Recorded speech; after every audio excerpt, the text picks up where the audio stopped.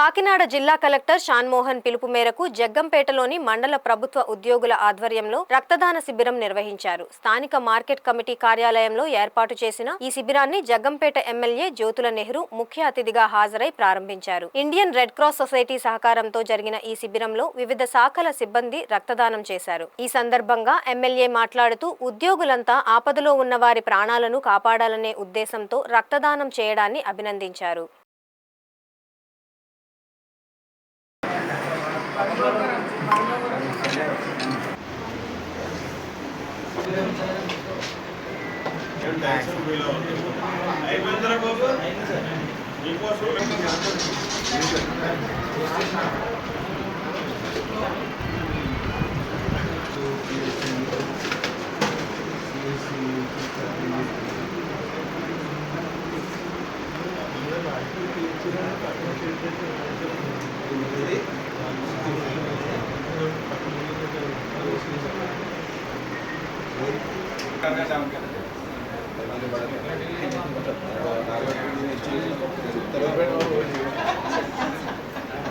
చెప్తారా